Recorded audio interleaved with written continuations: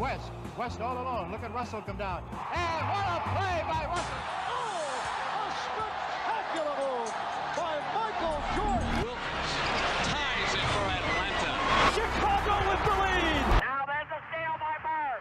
Underneath the DJ, lays it in. Michael for three. Yeah! Jordan, look at that. Bernard looking for 50, and he's got it. Back-to-back 50-point games for Bernard King. Come on, man. That's too easy. It's all about momentum. Don't give them no momentum to game 3. Right now. Jordan trying to shake off Starks. Oh, what a move by Jordan. What a ball game. Inbound pass comes into Jordan. Here's Michael at the foul line. A shot on Elo. Good! The Bulls win!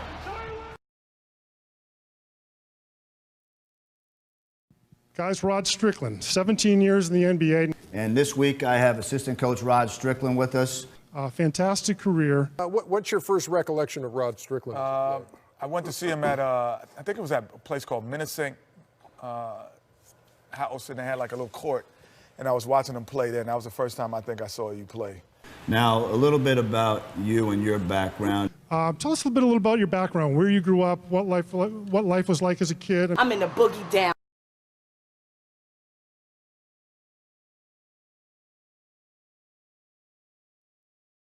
Yeah, well, I'm from New York City, South Bronx. If you pop that junk up in the Bronx, you might not live, because you're in South Bronx, the South Bronx, South Bronx, the South Bronx, South Bronx, the South Bronx, South Bronx, the South Bronx. From the South Bronx.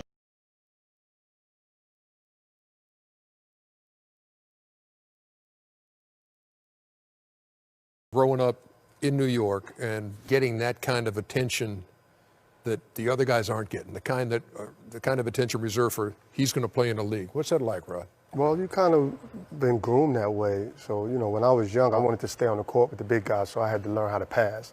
And my whole thing was, if they want the ball, I'll be on the court. So I would throw behind the back passes and all that to stay on the court. And then, you form a reputation. Guys are like, that young fella can play. An All-American at DePaul, were drafted in the first round, left after your junior year, and had a long NBA career.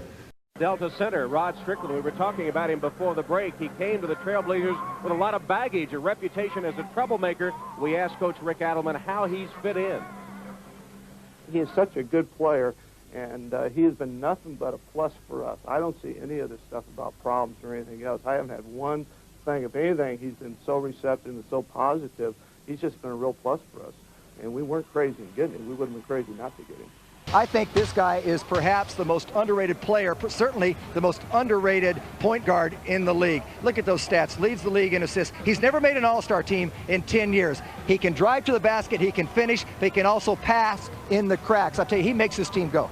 Brandon Williams from the CBA to the NBA. Strickland on the inbound, got inside, laid it in. It was 2 or 3 guys that when you watch. Okay, now how did the competition, I'm sure there's great competition in the Bronx, New York City. How did that prepare you for the higher levels that you eventually achieved? I think it made me very, very competitive because New York City, especially back then, was known really for basketball. If you came from New York City, that was a big deal. And, because when you're in New York City, and Kenny knows this, everybody's trying to wow the crowd. Everybody's trying to get everybody off their seats. So, after a while, you just realize, ball handling and, you try to shake somebody. And there was a lot of guys who could play. So even if you had a name, if you was a pro, you had to always kind of battle guys. So for me, coming up as a name, potential pro, every time I stepped out on the court, I had to win. And it wasn't just winning the game, I had to win the battle of whoever I was playing against. Otherwise, it would go around the city that, I lost and he bust my behind. So I always had to be on my A game, which kept me competitive. Rod, you led the league in assists. Here's now the first one with Rod Strickland. Now these career numbers for you, Rod, you ranked 10th all-time in assists. Rod Strickland into the front court, down low, Tracy Murray, and they're clicking as he dunks it home. And you've been out of the game for 10 years. Had it knocked away by Strickland, no look pass. It's a race between Tracy Murray and Dickie Simpkins. Murray behind the back and dunked it home. And Strickland running the break, looking for other people, scoring when it's there. tell us about your go-to move and just, controlling the game. Did you have a go-to move, Rod? I had a couple go-to moves. I know you did. Strickland, little pick and roll, goes right down the middle again and a fake, and gets another 2. Well, at the top of the key, obviously, guys would play back on me some. Right. So my thing was, if I can get into any area in the mid-range, I'll shoot the shot. I wasn't scared of that. Now the Spurs with a chance to take the lead again, and Rod Strickland gives it to him. Right there. Rod Strickland hits his second shot. To be an offensive threat. They don't have to double. Rod Strickland hits the short jumper. But I would come here, and I'll give it to you, and I'm going right. Kind of like him, and I'm going left. Now, Brandon Williams is matched up against Calbert Chaney. They say Chaney's 6'7". But I also would do it going behind my back. So I would go here, and I always tell people, I'm gonna take you one way hard, and if you cut me off, I'm just going the other way. So I would hit you here, cut me off behind the back, in here, shot layup. Dealing with Rod Strickland for 44 minutes, that could be difficult. Strickland behind the back, his jumper from the foul line is perfect. You would go, man, maybe I could add that to my game. What a lot of people don't know, dog, I like to give this to you, dog. You was one of the best under the rim at not only finishing over the glass man, the English. And I loved all of this, Dr. J, go under the basket. And I did that a lot if you think back at it. Strickland right down the lane. Another. Finger rolled it in again. Acrobatic reverse layup. When did you perfect the art of not getting your shot blocked? Because it was you and a couple other guys that I could never block your shot. Strickland around the screen at the head of the key, all the way to the rim. Now, I would go at guys, because we had the little circle under there. If I see you under there, I'm running you over. I got you. I'm going to try to run you over. Ernie, let me tell you what this character did. Okay. There are different ways to score inside, and obviously a guy 6'1" is not going to go up and dunk over a guy 6'10". So I'm going to come in and I'm going to come straight at your chest. And then I'm going to take away all of that, and then I'm going to move it a little bit. But I'm coming straight at you. No. Okay. This morning, so he said, big fella, I'm going to be on the show. He sends me a picture of me not blocking the shot. So I'm looking at the picture, and I got to while up. He laid me. I mean, to become an NBA player is hard. Not many people can do it. So you have to be different. You have to be special, and you have to have a great work ethic. And the style that we play. Using angles in people's bodies. Really?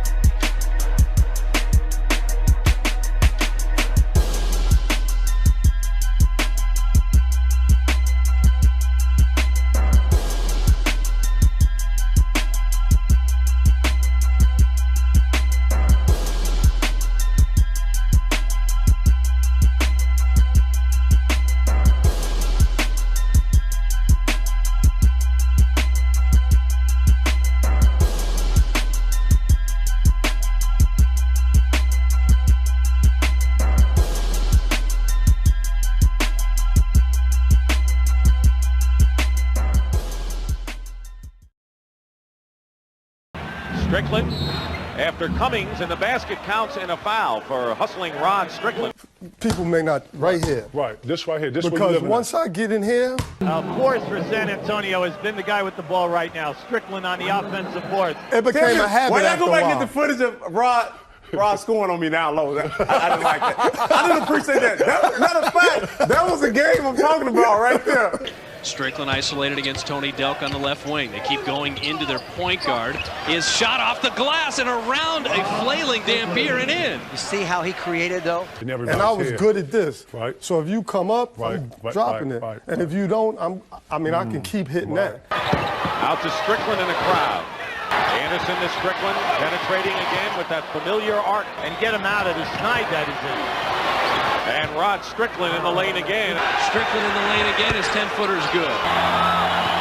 Strickland. So with me playing with you, for a second, and it seemed to me like every time when you broke your man down, no matter if it was on the wing or the top, and you got to the bucket, and even if you didn't get that body contact from that big stepping up, you always hit that ooh. Right. True story. What does the ooh mean? I don't know. Like, I don't know. Ooh.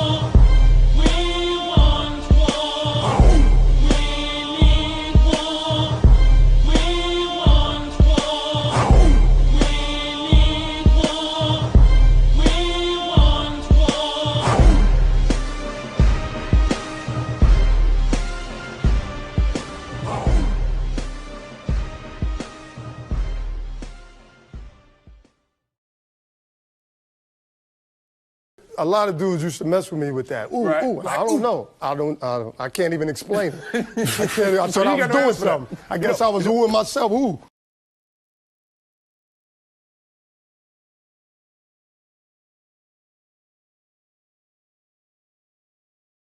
I'm going to read a quote here. It came from Maurice Cheeks. If anybody, maybe the older generation remembers Maurice Cheeks, and he said he was kind of an idol growing up, and I guess once upon a time you got actually traded for him. What Mo Cheeks had said is, the mark of any true player is that someone doesn't want to play against him. I'm sure guys around the league say that when they have to play Rod. So that's a pretty high compliment from somebody, and I know, anybody here who plays basketball, there's usually somebody, you're like, oh my gosh, I got to go up against this guy. And it sounds like you were that guy in the NBA. Yeah, well, that's a big compliment coming from Mo Cheeks, because like I said, I idolized him growing up, watching him play with Julius Erving.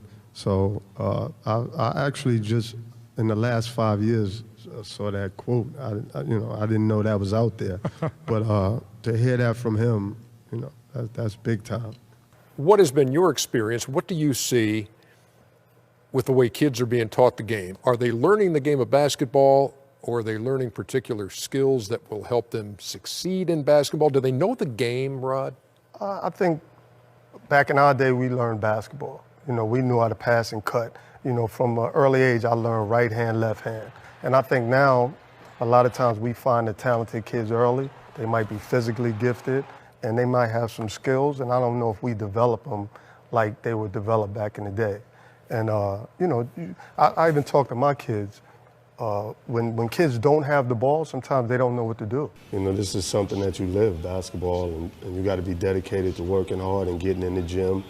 You can't have people trying to get you in the gym. You have to be self-motivated. And I just emulated them. Well, when you see your title being taken, it says, Rod Strickland, he's the best little guy finisher. And now you see, we talk about you all the time. On the show, now we got to pass that title to Kyrie Irving. When I watch what you just broke down, you know what I saw? I saw a lot of Kyrie, man. When I see him get in here, he has a floater, left hand, right hand.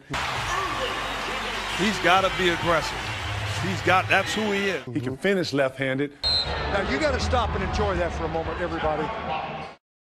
He does a lot of misdirection. You turn him off, he's splitting, he's cutting. Curly Neal is somewhere saying, yeah, I like that. I used to do that for the Globetrotters. You look at this ball handle. A lot of similarities in y'all game, man. Dribble. That was so quick, the dribble, and he was played extremely well. Irving, crossover, flips it a bang.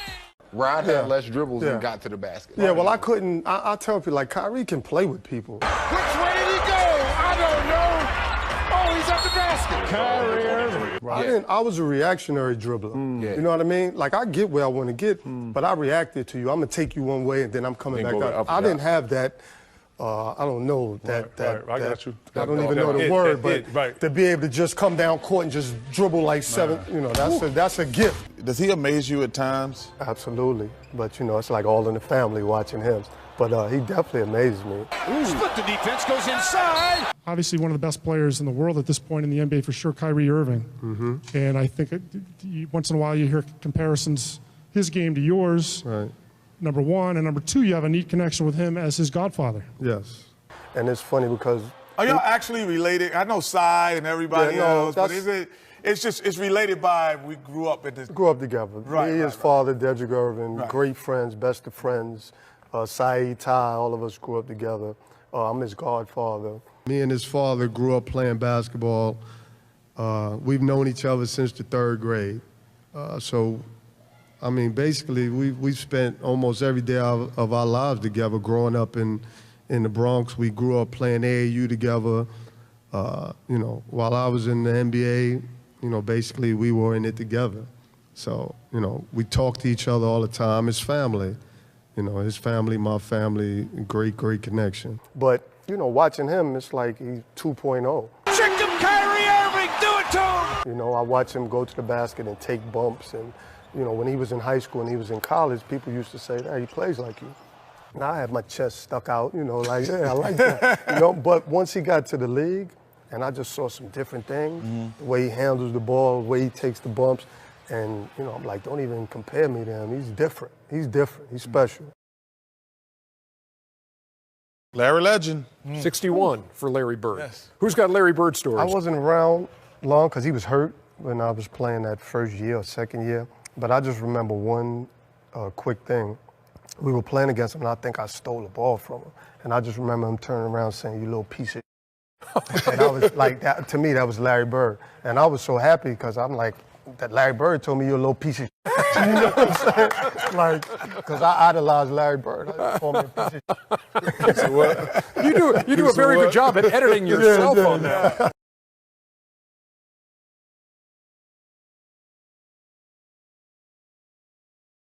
Now, you got a nice honor coming out of the school system in New York.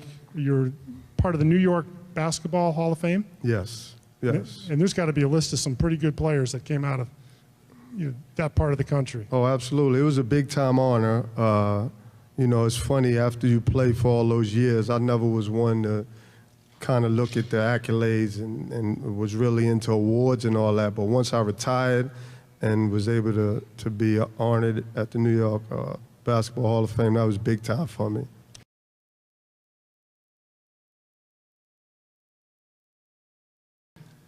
When I poked around, did a little background on you, looking on the internet, I think one of the words that kind of came up was that you were underrated. Now, I don't quite know what that means, or if it just added motivation to you that people didn't maybe entirely appreciate what you did on the basketball court. Well, I don't know. I'm top 30 in steals too. Top 30 in steals. Okay. No, but I don't know. For me, I think everybody that I played with and played against, respect what I've done over those 17 years. And, at the end of the day, that's what it's about. I've been blessed to play 17 years in the NBA. Whoever you feel underappreciate over, I appreciate the fact that I played 17 years. It's not many guys who could say that. So, I mean, I've been blessed.